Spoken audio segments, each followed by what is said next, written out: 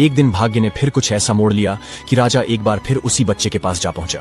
राजा किसी काम से उसी रास्ते से बाहर जा रहा था जिस रास्ते पर वह पनचक्की थी। तभी रास्ते में अचानक बहुत बड़ा तूफान आ गया तो राजा को उसी पनचक्की के पास रुकना पड़ा। पनचक्की पर एक सुंदर युवक को बैठा देखकर राजा चौंका। उसने पनचक्की के मालिक से पूछा, क्या यह तुम्हारा बेटा है? यह तो बहुत ही सुंदर है। पनचक्की का मालिक बोला, हाँ, यह मेरा बेटा है, क्योंकि मैंने ही इसे पाल पोस कर बड़ा किया है। आज से करीब 14 साल पहले यह बच्चा हमें एक लकड़ी के संदूक में मिला था। राजा को पुरानी बातें एकदम ताजा हो गईं। चक्की के मालिक की बात सुनकर राजा को बहुत आश्चर्य हुआ कि वह बच्चा, जिसे वह अब तक मरा हुआ समझ रहा था, अभी तक जिंदा है। उसने उस लड़के को खत्म करने की एक और तरकीब सोची। वह पनचक्की के मालिक से बोला, क्या आप इस लड़के को मेरा एक काम करने की आज्ञा दे सकते हैं? दरअसल मैं रानी के पास एक पत्र भिजवाना चाहता हूँ। यह पत्र बहुत ही जरूरी है। मैं इस काम के लिए इसे सोने के 2 सिक्के दूंगा। चक्की का मालिक उसे भेजने के लिए तैयार हो गया और लड़का भी फौरन राजी हो गया। राजा ने झट से अपनी रानी को एक पत्र लिखा। उसने लिखा, जैसे ही यह लड़का तुम्हारे पास मेरा यह पत्र लेकर पहुंचे, तुम इसे मरवा देना और महल से दूर दफनवा देना। यह सब कुछ मेरे वापस आने से पहले हो जाना चाहिए। इतना लिखने के बाद पत्र को मुहर बंद कर राजा ने वह पत्र उस लड़के को दे दिया।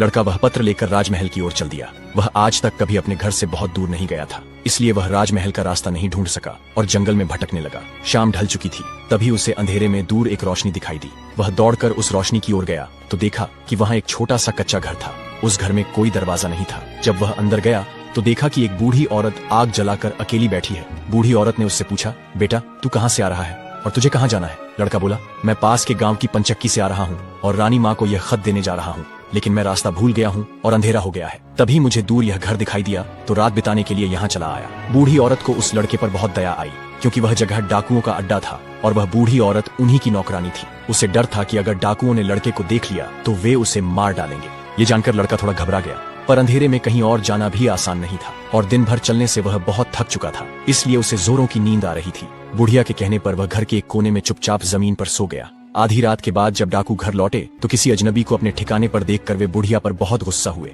तब बूढ़ी नौकरानी ने उन्हें सारी बात बता दी और वह चिट्ठी भी डाकुओं के सरदार को सौंप दी जो लड़के ने उसे दिखाई थी। राजा की मुहर देखकर डाकुओं को शक हुआ। सरदार ने बड़ी सावधानी से चिट्ठी को खोला और पढ़ा। उसमें लिखा था कि जैसे ही यह लड़का रानी के पास पहुंचे, उसे मरवा कर महल से दूर दफनवा देना। सोते हुए उस मासूम बच्चे को देखकर सरदार को उस पर बहुत तरस आया। उसने वह चिट्ठी फाड़ दी और उसकी जगह एक नई चिट्ठी लिखकर उसमें रख दी। उस नई चिट्ठी में लिखा था, जैसे ही यह लड़का राजमहल में पहुंचे, तुम इसका विवाह राजकुमारी से कर देना।